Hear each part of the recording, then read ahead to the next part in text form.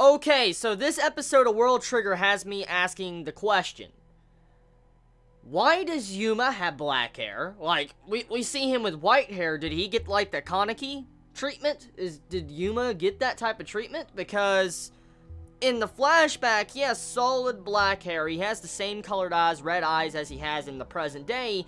But he has white hair in present day, but black hair in the past, like 4 years ago, with the flashback. So, did he dye his hair? Did something happen? I mean, a lot of questions I have about that with the ending part of this episode with that flashback, because Yuma having white hair after he already had black hair symbolizes a lot of things. If I know anime enough, like watching a lot of anime over the course of these months, usually when a character gets some form of white hair, that means something really tragic happened in the past. So, what happened? Besides that, I want to just move past that point, because I don't know what to say about that. I really don't at the moment until probably next episode. So we find out more about the Tamakoro branch in this episode, where Jin works at, and pretty much where everybody's at in the branch that actually supports neighbors joining the cause of border agents. We pretty much get introduced to all the characters, and for the most part, half the episode can kind of be like characterization, character introductions, and stuff like that. That's pretty much what half of this episode is. To the girl that's a cook, to the boy, I think his name is Yotaro, with the, like, whatever pig, bear, dog thing that is. Like, I don't even know what the fuck that thing is. I want to be honest. I have no idea what that is or what kind of creature that is. But Yotaro reminds me a lot of Yuma. Seriously, his face, his, like, dirt face, the way he, like, puts his lips together, reminds me of Yuma so much. Like, when I saw them bonding, fishing, and all that in this episode, I'm like, those two can pretty much be fucking brothers. They can be freaking brothers. The way that their faces look, it's so amazing. Just so fucking amazing. You got the two dirt brothers. That's it right there. The two dirt brothers. So, besides the character introductions that focused on half of this episode, and seeing how it slowly builds up to the later half of the episode, where Yuma has to make the decision, does he want to join this branch, or does he just want to go on his own path and do stuff by himself? Supposedly, Yuma declines. We don't get to actually see the conversation, what he truly says to Jin and the other dude at the seat. That's pretty much Leorio. That dude is Leorio. You know, I forgot to mention that.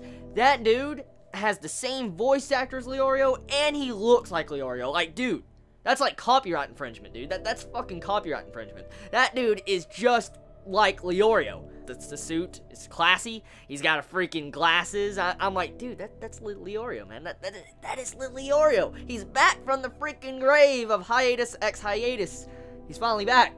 Anyways, jokes aside, I wonder exactly why Yuma declined. I mean, there's probably more reasons behind it, but with his serious face he put on, and judging by how his flashback was done with him having black hair, there's probably a lot more reasons to why he was trying to hunt down and find his friend, his dad's friend.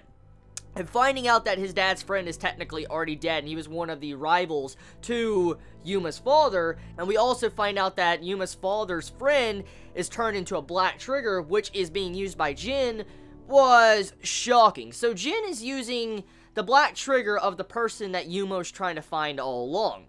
And that's really, really interesting. I wonder exactly what Yuma's gonna do. Like, I mean, will he try to connect more with Jin, since technically the trigger is the person that Yuma's trying to hunt down? I mean, I have a lot of questions about that, but I mean, the episode, for the most part, it was a good episode. It set up a lot of plot points, and I felt like the episode was good for the most part when it came to the progression, so I have no actual problems with the progression or the character introductions or anything like that. This episode was just clearly just introducing us to this new branch and just fleshing out these characters.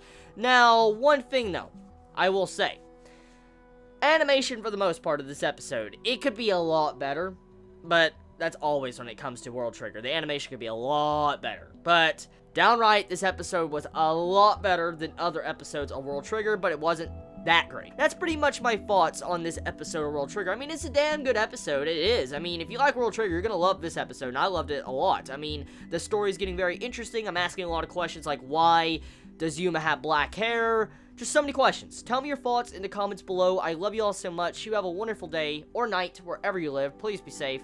Chibi out.